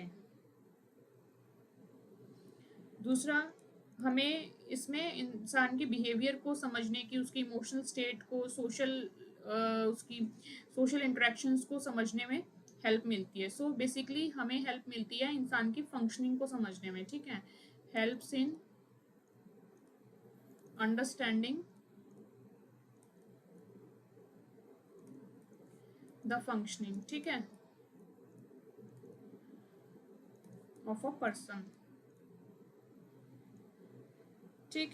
इस फंक्शनिंग में क्या आएगा आपका, ओवरऑल साइकोलॉजिकल फंक्शनिंग हो गई, कॉग्निटिव एबिलिटीज हो गई, इमोशनल स्टेट हो गई, सोशल इंटरेक्शंस हो गई, ठीक है। ये सारे लिख लेना, इमोशनल स्टेट एक एग्जांपल मैंने लिख दिया है, बट ये सारे लिख लेना, cognitive state, overall psychological state. Then अगर सपोज करो कि कोई क्राइम हो जाता है कहीं पे, तो वहाँ पे भी जो है ये असेसमेंट्स की ज़रूरत पड़ती है, ठीक है। तो इसमें clinical assessments are used in legal settings, ठीक। Assessments used for legal settings we can right,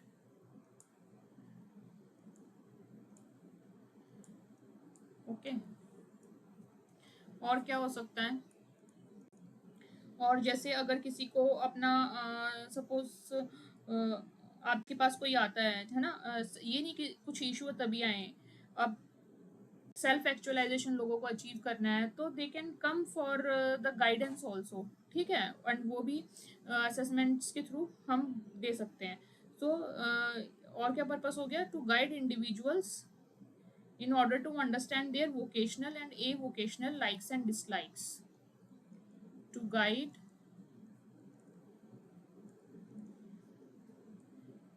individuals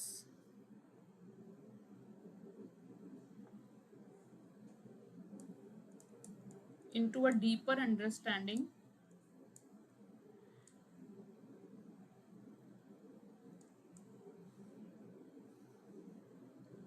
about their vocational and avocational likes and dislikes, ठीक है।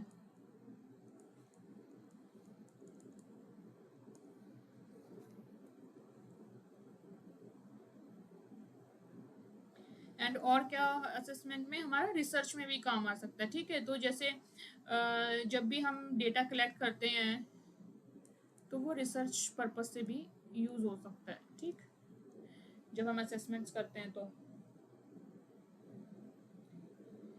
ओके रिसर्च में काम आ सकता है। तो दीज आर फ्यू, ठीक है। हाँ हालांकि लेकिन जैसे अगर किसी क्लाइंट का रिसर्च के लिए आप डेटा यूज कर रहे हो तो it should be with consent only, without consent इसमें कुछ नहीं रहेगा, कोई भी लाइक अनएथिकल प्रैक्टिस नहीं फॉलो करनी है, ठीक। So this question is also done.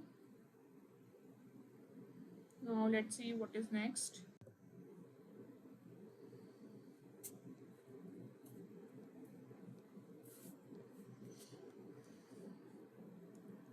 Next is colour sorting test, ठीक है। कलर सॉर्ट करने वाले टेस्ट के बारे में हमें यहाँ पे बात करनी है, colour sorting test. So let's see what this test is all about.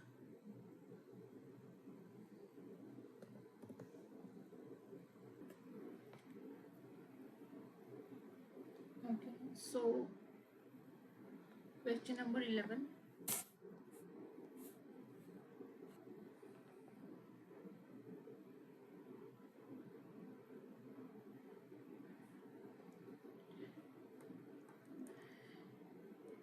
Is color sorting test.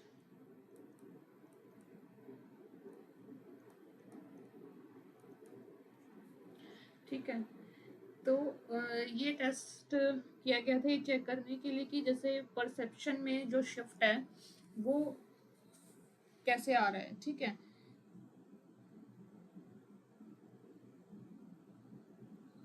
अब इसमें ऑल्दो आई थिंक ये आपकी जो बुक में जो दिया हुआ है ना ये थोड़ा सा डिफरेंट तरीके से एक्सप्लेन किया हुआ है एज पर what is there in other context. तो लेकिन अभी मैं यहाँ पे जैसे आपकी बुक में वही एक्सप्लेन कर रही हूँ, ठीक है। तो ये डिफरेंट टाइप के कलर सॉर्टिंग टेस्ट है एक्चुअली। जो आपकी बुक में हॉर्नग्रेन वूल्स वाला टेस्ट है it was actually differently पर्पस्ड, but आपकी बुक में थोड़ा डिफरेंट तरीके से दिया गया है। बट कोई नहीं, हम जो जैसे बुक में है वैसे ही करेंगे इसको अभी तो, ठीक है। तो इसमें क्या हुआ था, इसमें ये देखने के लिए कि इंसान के जो एब्स्ट्रैक्ट थिंकिंग है उसको देखने के लिए ये किया गया था एंड टू चेक कि जो परसेप्शन में शिफ्ट है, क्या एक चीज़ सोच ली उसके अलावा वो शिफ्ट हो सकता है कि नहीं परसेप्शन, वो कैसे होगा, ठीक। तो इसके लिए क्या किया गया था, जैसे कुछ स्काइंस ऑफ वूल ले लिए गए थे, यानी कि जैसे वो ऊन के गोले होते हैं ना वो ले लिए गए थे of different colours and different brightness, ठीक है। तो अलग अलग कलर के एंड अलग अलग ब्राइटनेस के। सपोज कि अगर ये सारे रेड हैं तो ये इसमें लाइट रेड होगा, ये उससे थोड़ा डार्क रेड होगा, ये उससे भी डार्क रेड होगा एंड ये सबसे डार्क रेड होगा, ठीक है। तो ये तो हो गई ब्राइटनेस की बात। एंड देन ये होगी कलर की, ह्यू की बात, ठीक है। ह्यू इज कलर। अब इसमें अलग सपोज ये आ गए ग्रीन के, ठीक। तो इसमें ये सबसे लाइट ग्रीन, ये उससे ज़्यादा डार्क ग्रीन, फिर ये डार्क ग्रीन, फिर ये और सबसे ज़्यादा डार्क ग्रीन, इस तरीके से हो गया, ठीक। तो अलग अलग तरीके के कलर्स ह्यूज लिए एंड अलग अलग तरीके की ब्राइटनेस भी ली, ठीक है। एक ही कलर में काफ़ी सारे शेड्स उन्होंने लिए। फिर उन्होंने क्लाइंट को, पर्सन को जिसके ऊपर भी एडमिनिस्टर रहा है उसको बोला कि ठीक है आप एक कोई भी अपनी प्रेफरेंस का एक पिक करो, ठीक। सपोज उन्होंने ये पिक कर लिया, ठीक। अब उन्होंने बोला कि अच्छा इसके साथ अब आप कोई और भी ऐसे पिक करो जो कि इसके साथ ग्रुप करके रखे जा सकें, ओके। तो यानी कि इसने इस केस में क्या पिक किया, जो रेड से मिलते जुलते थे है ना वही पिक कर लिया। अभी यहाँ पे मैंने ऐसे दिखाए हैं, ऐसे नहीं होंगे, मिक्स होंगे, ठीक है, अरेंज नहीं होंगे इस तरीके से। तो उसने एक रेड पिक कर लिया तो इससे मिलता जुलता जो लाइट टोन में था, डार्क टोन में था, उस हिसाब से उसने डिफरेंट शेड्स उसी कलर के पिक कर लिए, ठीक है। तो यानी कि this person was going by the hue, ठीक है। ह्यू मैच करके वो पिक कर रहा था। अब इसी ब्राइटनेस में तो ग्रीन भी हो सकता था, लेकिन उसने ग्रीन को चूज नहीं किया, उसने ह्यू को प्रेफरेंस देके उसने डिफरेंट डिफरेंट ब्राइटनेस वालों को चूज किया। ठीक है, अब इसके बाद क्या हुआ, एग्जामिनर ने एक दूसरे किसी कलर का उठाया, सपोज एग्जामिनर ने ये उठाया। ठीक है, अब इसको बोला कि अच्छा ठीक है, अब मुझे इसके हिसाब से दो जो कि इसके हिसाब से मैच करते हो। ठीक, तो वो इसके हिसाब से भी वो क्या करेगा, इससे मिलते जुलते इनमें से कोई भी एक आधे उठा के दे देगा, सेम ह्यू मैच कर देगा। तो अब नेक्स्ट टाइम पे जो एग्जामिनर हैं वो क्या करेंगे, वो तीन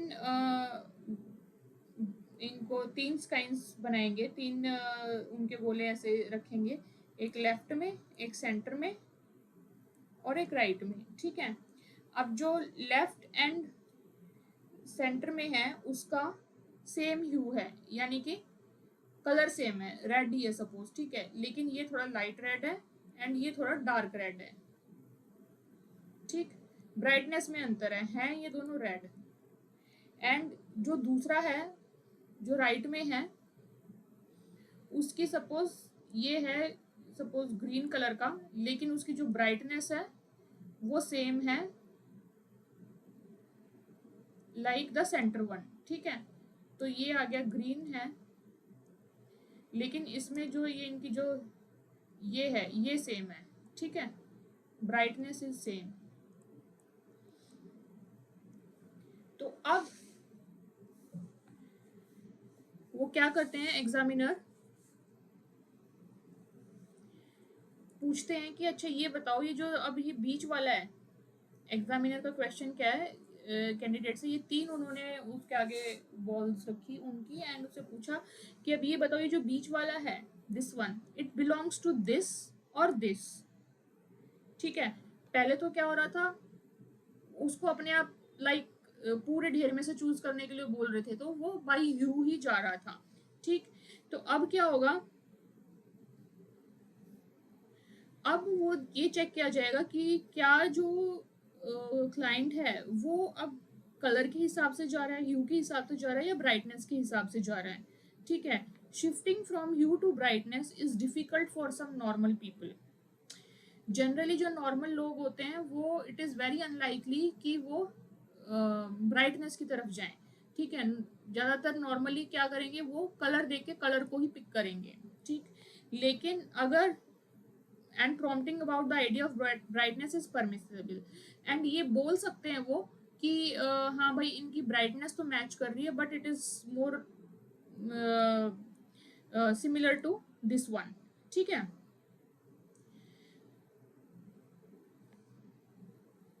अब यही चीज है कि जो पर्सन है वो इसमें क्या चूज कर रहा है।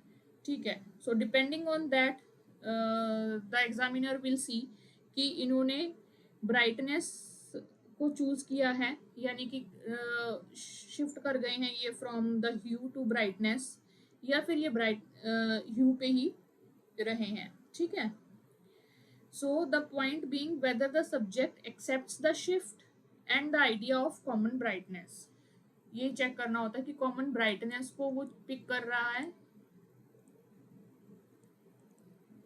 या कॉमन ह्यू को पिक कर रहा है। जनरल नॉर्मल केसेस में ब्राइटनेस की तरफ नहीं जाते हैं इंसान, कॉमन ह्यू को ही पिक करते हैं। ठीक है, so this is colour sorting test, इसमें ये इतना ही है आपके में। ओके, सो नेक्स्ट इज, तो ये एक्चुअली ट्रिपल मैचिंग का टेस्ट इसको बोलते हैं, ट्रिपल मैचिंग टेस्ट। ठीक है,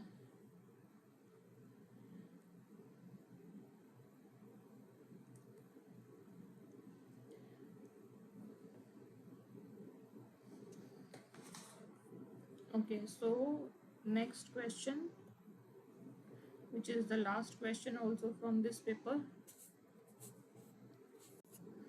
कलर सॉर्टिंग टेस्ट हो गया हमारा। अब हमें देखना है Kaufman assessment battery for children second edition, KABC second. ठीक है, ये हमें देखना है। So let's start with this.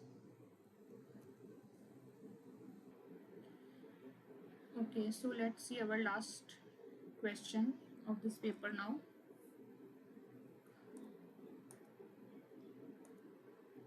Question number 12. KBC 2, ठीक है. Kaufman assessment,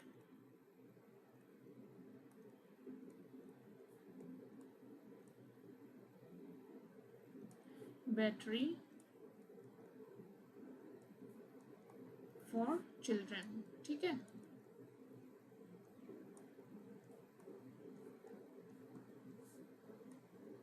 ये हमें बताना है.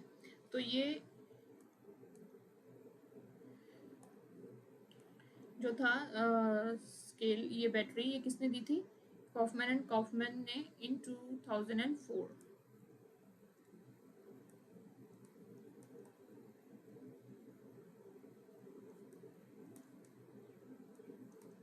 ठीक है. एंड ये जो है कुछ साइकोलॉजिस्ट का मानना ये है कि ये स्केल मोर इंटरेस्टिंग था एंड मोर बेटर था बच्चों के हिसाब से from the Wechsler and Stanford Binet scales की बजाय. ठीक है. ये बेस्ड था न्यूरोसाइकोलॉजी पे. ठीक है. It was developed from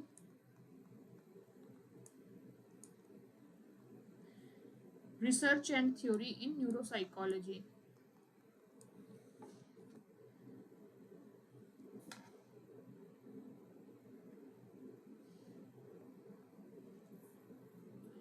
And theory in neuropsychology. ठीक है.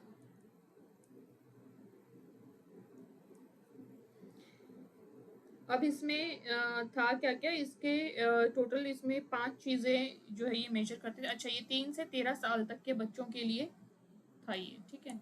3 to 13 ईयर्स की एज के बच्चों पे ये मेजर एडमिनिस्टर किया जाता था. एंड इसमें 5 ग्लोबल स्केल्स हैं.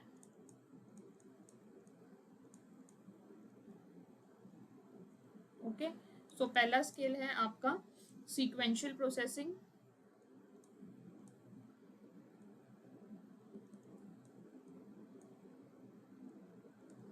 सीक्वेंशियल प्रोसेसिंग को शॉर्ट टर्म मेमोरी स्केल भी बोलते हैं. इसमें शॉर्ट टर्म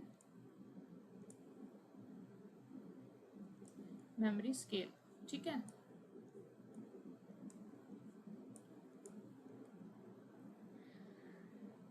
इसमें क्या आता है शॉर्ट टर्म मेमोरी में कि आपको ये एबिलिटी चेक की जाती है कि कोई भी प्रॉब्लम को सॉल्व करने की कैसी मेमोरी है. ठीक है. And you it is done using an ordered series of images या आइडिया.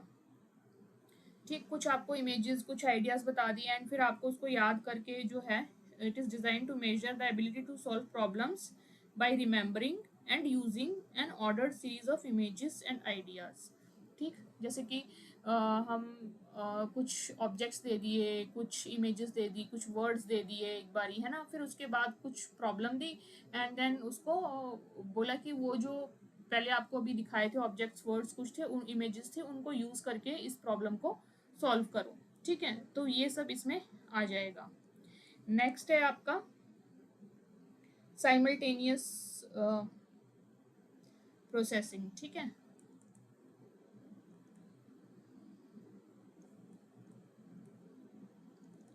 साइमल्टेनियस प्रोसेसिंग में विजुअल प्रोसेसिंग भी इसको बोलते हैं. Visual processing. ठीक. अब विजुअल प्रोसेसिंग है, इसमें क्या आएगा? इसमें आपका बेसिकली स्पेशियल इंटेलिजेंस वाली चीज़ें आएंगी. ठीक. Analogical organisational problem. ठीक है.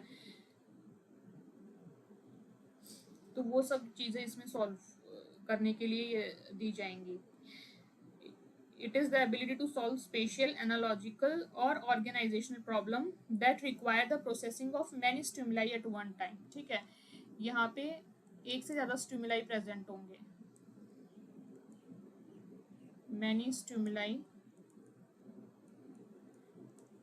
at a time. ठीक है.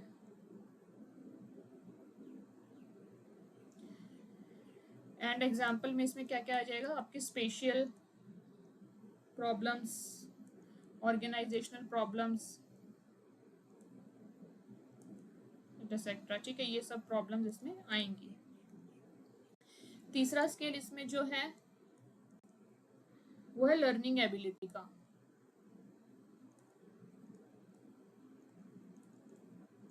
लर्निंग एबिलिटी या फिर लॉन्ग टर्म स्टोरेज।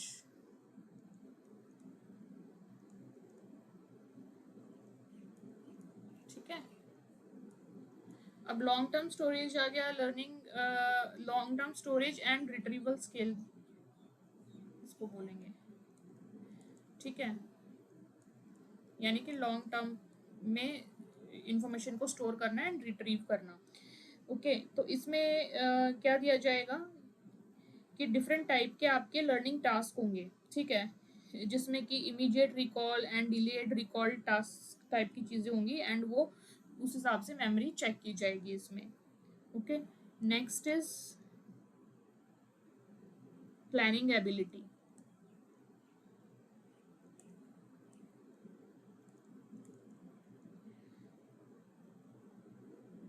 या फिर इसको फ्लूइड रीजनिंग स्केल भी बोलेंगे। कल भी हमने देखा था ना फ्लूइड रीजनिंग का। फ्लूइड रीजनिंग कोई भी नोवेल प्रॉब्लम सॉल्व करने वाली चीज़ें में काम आता है।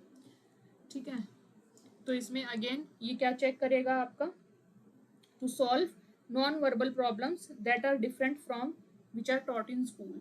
ठीक है, and verbally mediated reasoning must be use to solve the problems.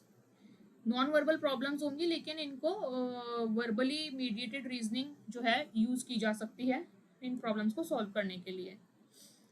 Next fifth is crystallised ability.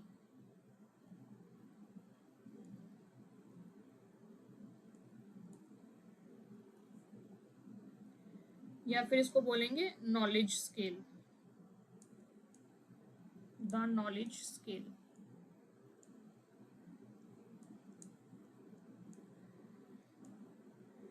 ठीक है, नॉलेज में वही आएगा कि नॉलेज ऑफ वर्ड्स, फैक्ट्स, जैसे हम कल देख रहे थे ना कि कोई भी फंड ऑफ नॉलेज कैसा है किसी का, तो knowledge of words, knowledge of facts आएगा। इसमें बोथ वर्बल होंगे एंड पिक्टोरियल स्टिमुलाई भी होंगे एंड इसमें या तो वर्बल रिस्पॉन्स की जरूरत होगी या फिर जैसे नॉन वर्बल रिस्पॉन्स की पॉइंटिंग टूवर्ड समथिंग, ये सब की ज़रूरत होगी। इस तरीके से आप एक्सप्रेस करेंगे। अब ये तो हो गए पांचों स्केल्स की बात। अब इसमें जो मीन है वो है, it is mean is set at 100 in particular हर स्केल का means are set at 100 and standard deviation है 15। ठीक है, 15। So that's it. तो ये आपका क्वेश्चन खत्म हो गया है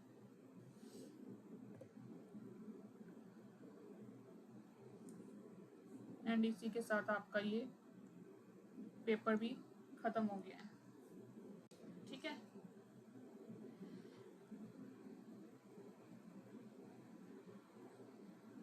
so we are done with all the questions in this paper। Psychodiagnostics का हमारा ये सारा हो चुका है। ठीक है,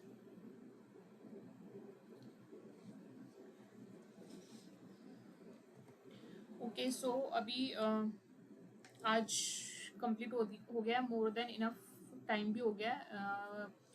सो हम इस वीडियो को यहीं एंड करते हैं and I wish you all the best. अच्छे से करना exam and I see you in the next class. Till then take care, bye bye.